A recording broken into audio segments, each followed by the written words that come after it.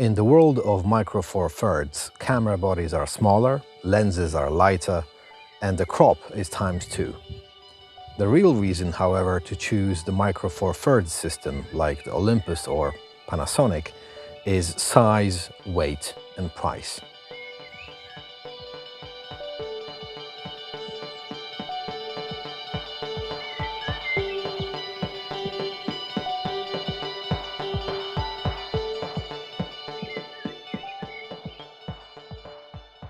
There are only 3 lenses on this table. All of them fit inside my sling.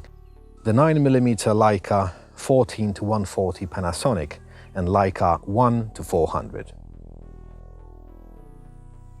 This is a Micro Four Thirds system.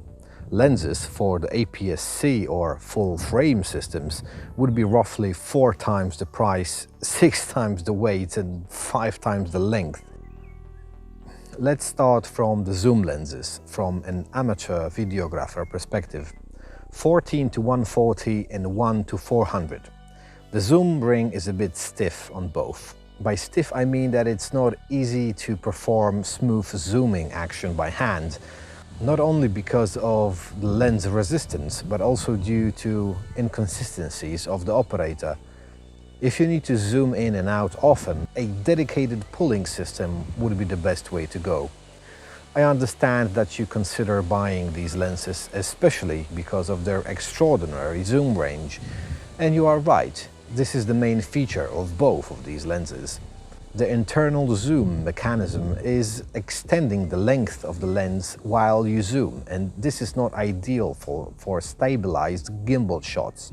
That is why they are more suited for tripod shots on a fluid head rather than mounting them on a gimbal.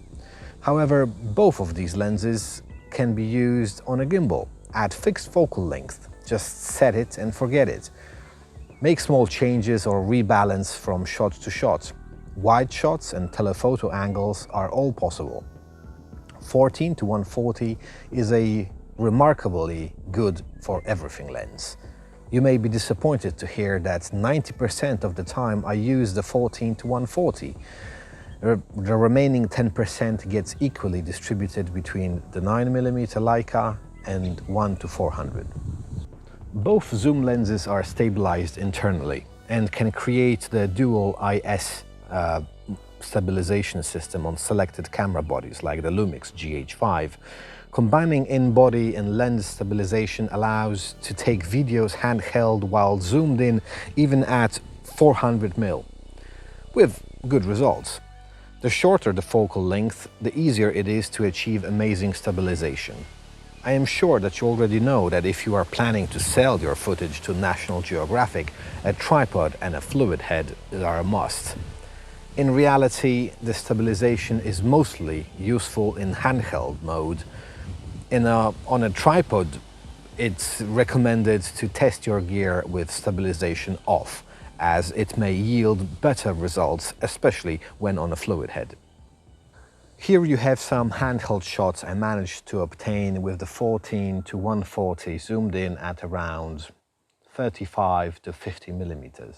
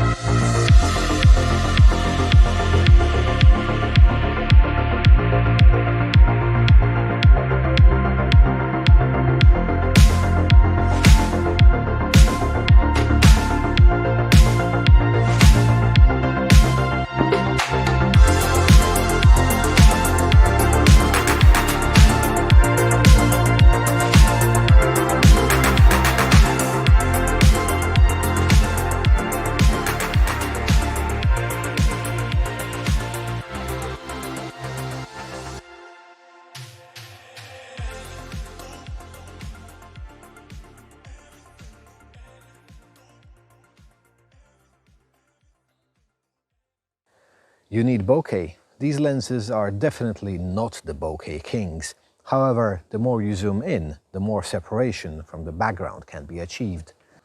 Both lenses are versatile because of the reach they provide. 14 to 140 gives 10 times magnification. Very little lenses allow to achieve such range in one small package. Let me remind you that Micro Four Thirds system has a crop factor of 2, so 14 to 140 is approximately 28 to 280 mm in the world of full frame. The Leica 1 to 400 is a highly specialized lens, a unique creation that can merge the forbidden lands of super telephoto with compact size, weight and quality. It gives you horizontal angle of view at 2.6 degrees, 16 times magnification. In the full frame world, this lens would be 200 to 800 mm focal length. These territories are strictly reserved for the very few and privileged. Here are some stills and videos I managed to obtain handheld on the 1 to 400 Leica.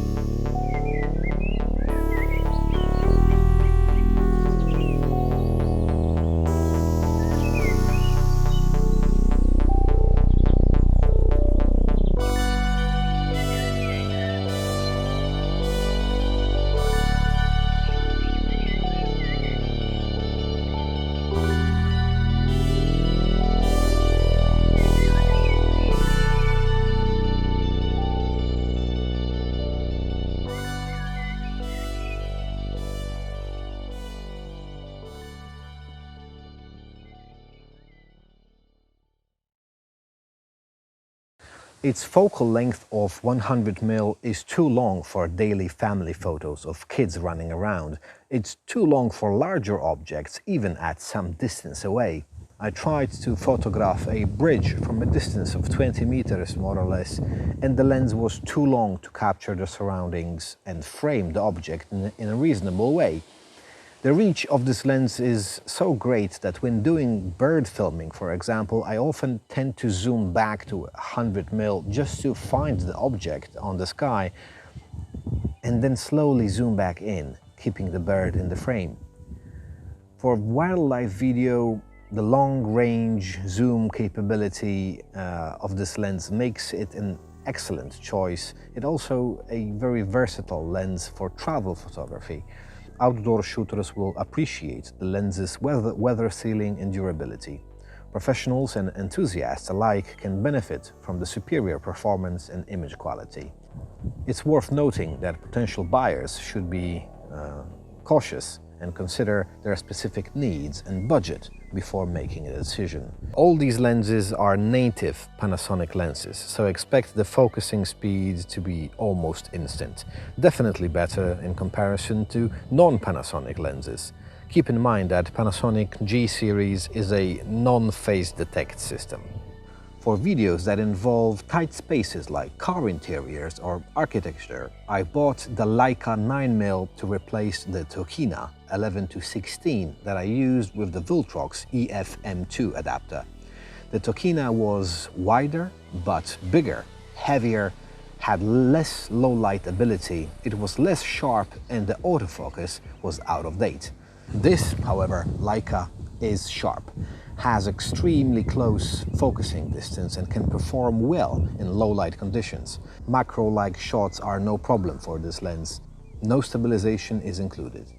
The focus ring offers precise manual control, allowing to achieve accuracy when capturing subjects. When it comes to low light performance, the Panasonic Leica 1.7 aperture truly shines. Here you can find some sample shots taken with the 9mm Leica.